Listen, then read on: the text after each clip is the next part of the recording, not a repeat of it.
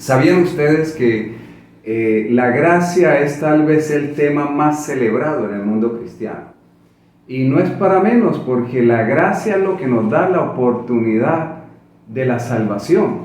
Es la muerte de Cristo Jesús efectuada en nuestro lugar. Pero ¿será posible que malinterpretemos la gracia y estemos predicando una gracia barata? Un mensaje que contradice el propósito de la palabra de Dios, el propósito de la gracia misma. Pues por eso el título de este tema, el colmo de los cristianos bajo la gracia. Y yo quiero que empecemos yendo a la palabra de Dios como debe ser.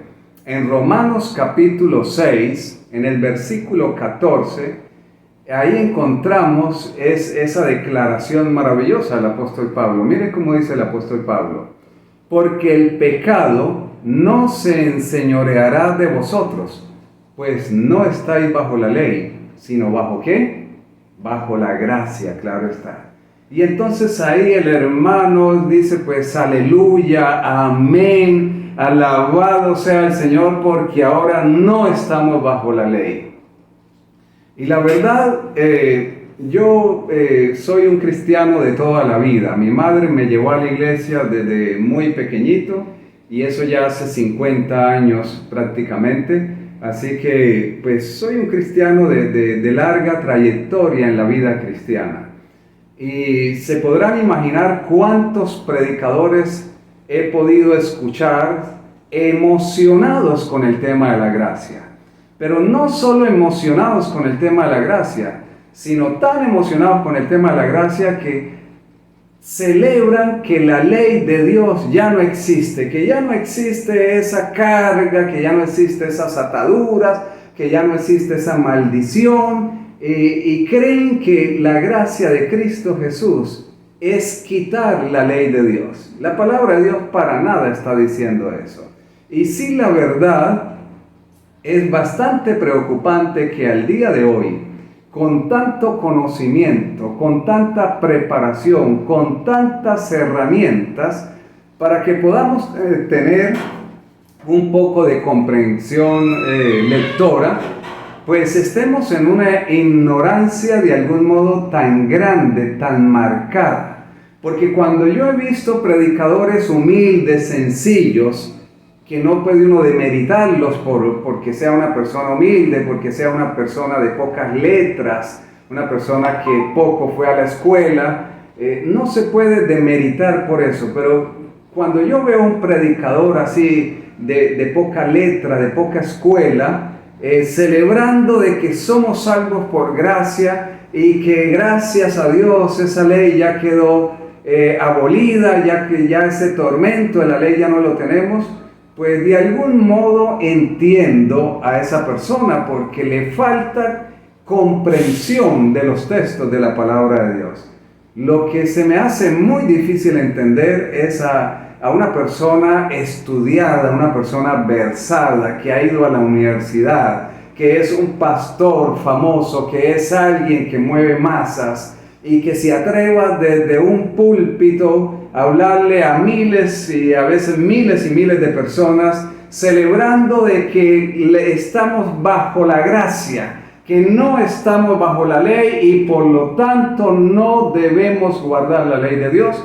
Es por lo menos, yo diría que es vergonzoso, porque eso indica o mala intención en sí misma, o realmente un nivel de comprensión lectora extremadamente bajo.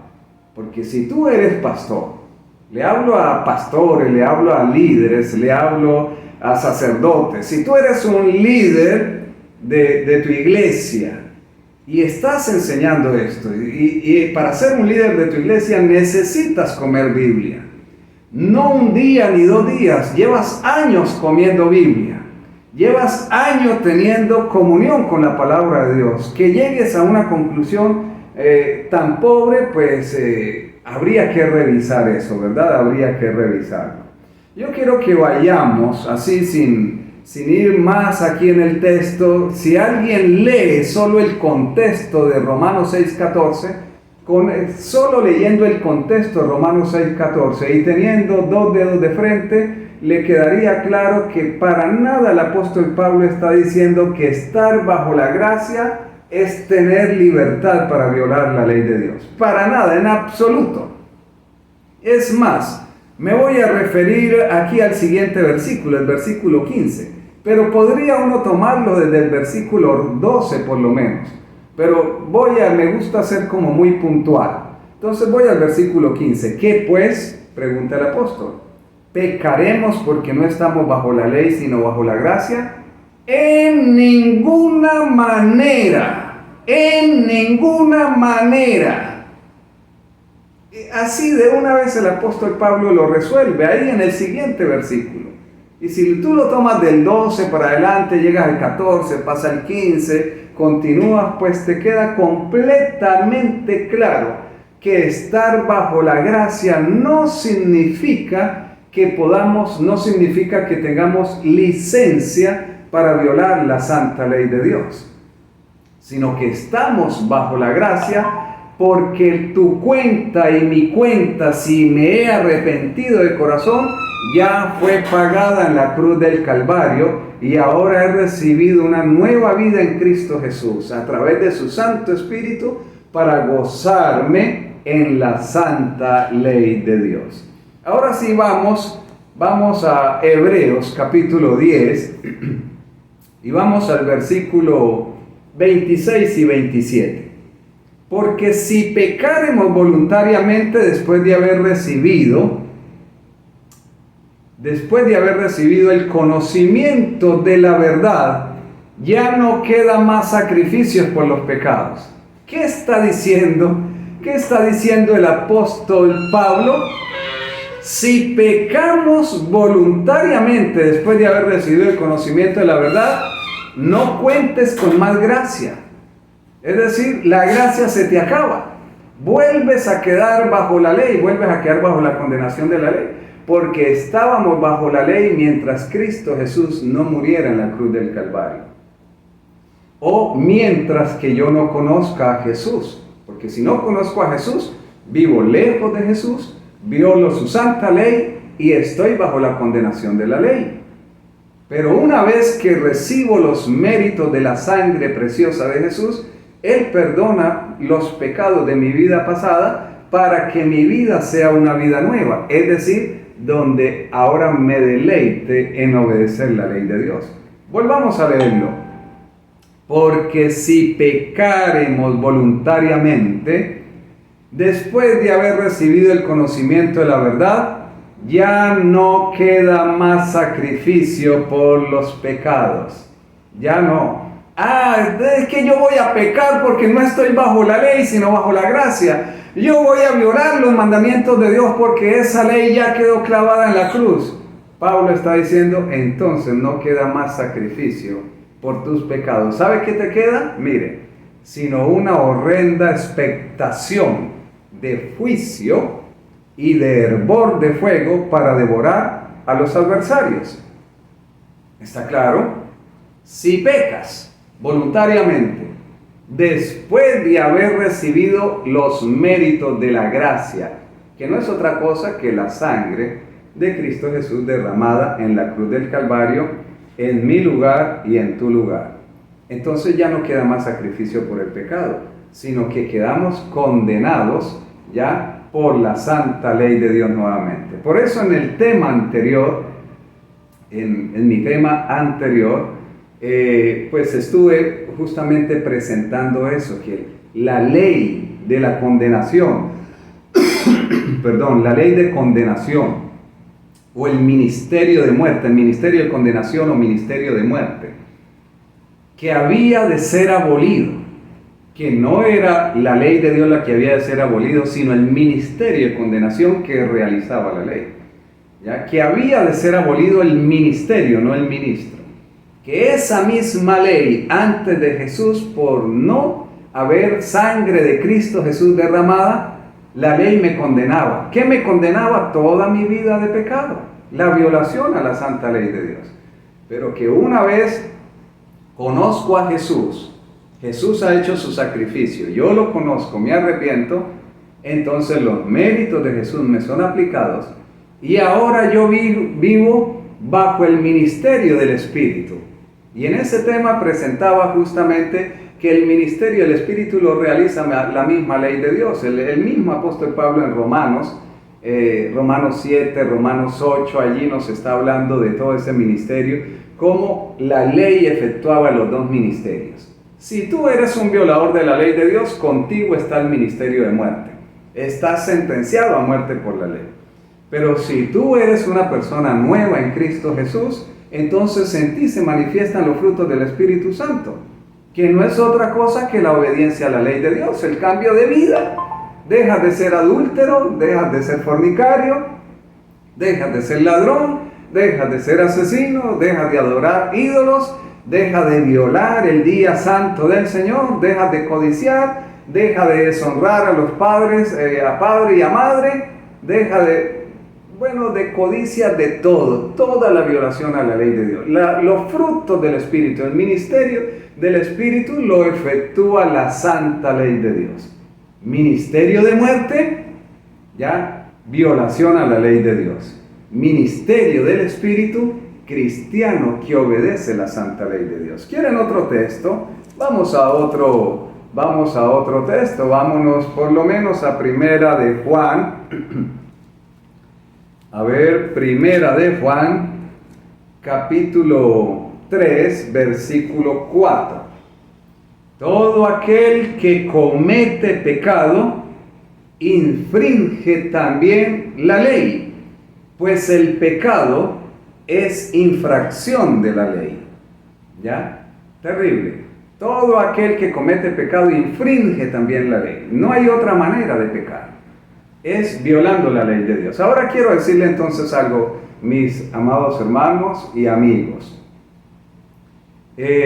Tú no puedes estar bajo el ministerio de la ley, en este caso, hablando del texto inicial de Romanos 6:14, tú no puedes estar bajo la ley y bajo la gracia de manera simultánea.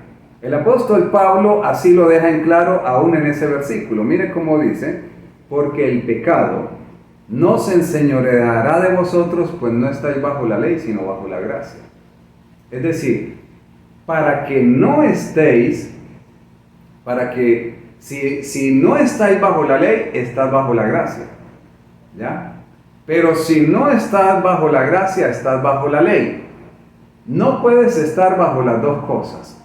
¿Ya? ¿Bajo cuál estás tú? Si estás bajo la gracia es porque guardas la ley de Dios. Y si estás bajo la ley es porque violas la ley de Dios. Es lo que el apóstol Pablo está diciendo.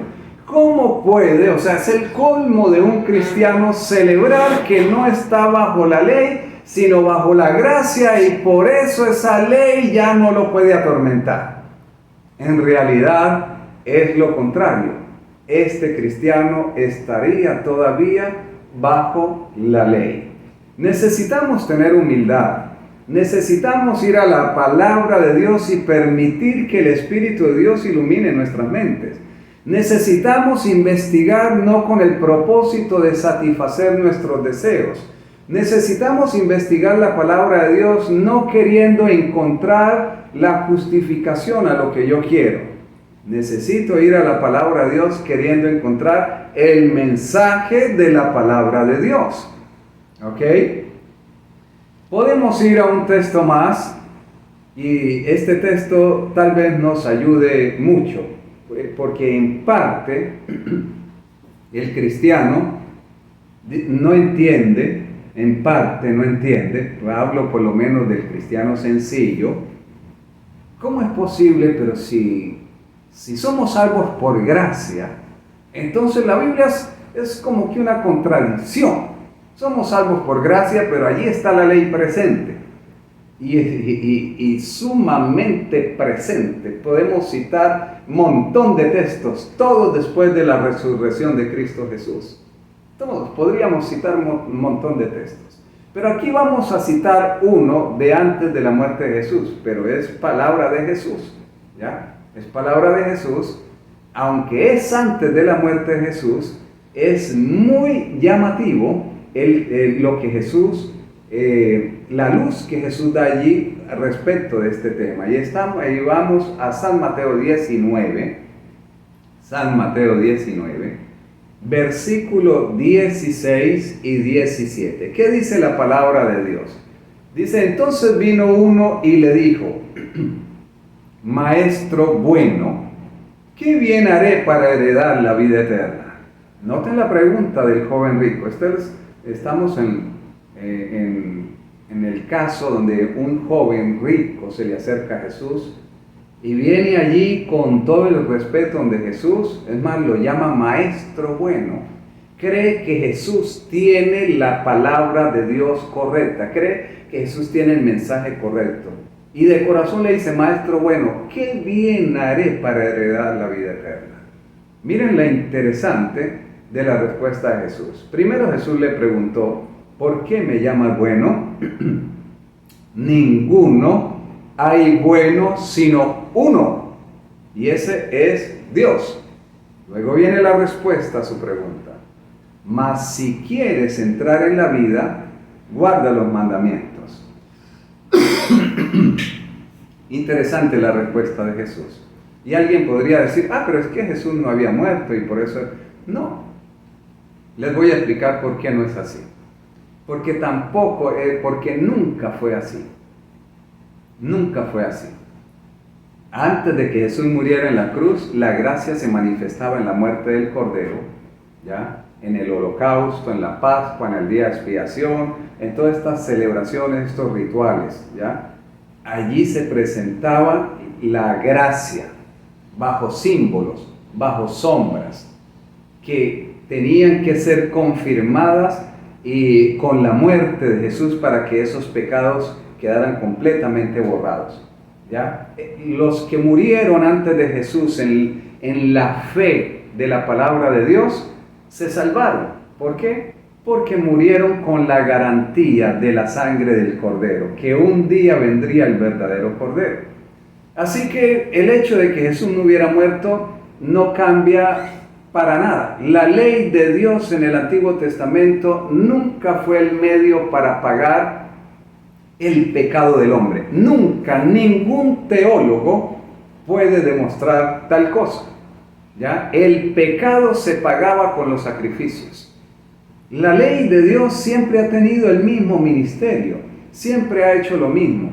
Pero la pregunta del joven rico no fue, Señor, ¿cuánto cuesta la salvación? ¿Qué precio tiene la salvación? Esa no fue la pregunta del joven rico. Es que Jesús le responde de acuerdo a la pregunta del joven rico. Al joven rico no le interesaba esa pregunta porque para él era claro. Él sabía que la salvación, el precio de la salvación era era mérito divino. Solo que él sabía que hay algo que debe hacer el hombre. Y el hombre debe cumplir con la condición para ser salvo. Y entonces el joven rico no preguntó por el precio. Él preguntó por la condición. Entonces no confundamos. ¿Es necesaria la ley de Dios para ser salvos? Claro que sí. Y si no, aquí está la respuesta en Jesús. ¿Es necesaria? Claro que sí, porque los apóstoles prácticamente todos lo confirmaron en el Nuevo Testamento. Me gusta citar mucho primera de Juan 2:4. El que dice yo le conozco y no guarda sus mandamientos, el tal es que, pues un mentiroso, un charlatán. Y la verdad no está en él. Es decir, todos los apóstoles lo confirmaron, ¿ya? En Apocalipsis 14:12, los santos son los que guardan los mandamientos de Dios. Pero los mandamientos de Dios no pagan tu pecado ni mi pecado. No fueron dados para eso. Fueron dados para que al guardar los mandamientos de Dios, se refleje Cristo Jesús en nosotros. Porque los mandamientos de Dios son el carácter de Dios. Los mandamientos de Dios dicen quién es Dios. Son la ley moral. Son lo que nos hace ser lo que somos. ¿Cuántos mandamientos guarda una persona? Se puede saber qué calidad de persona es.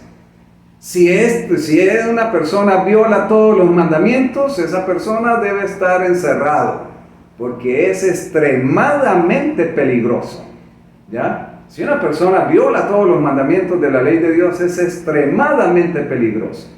Y si una persona guarda todos los mandamientos de la ley de Dios, es un siervo del Dios Altísimo. Es el sello del Espíritu, ¿ya? Porque la ley es espiritual, dice el apóstol Pablo. Entonces, son dos cosas completamente diferentes.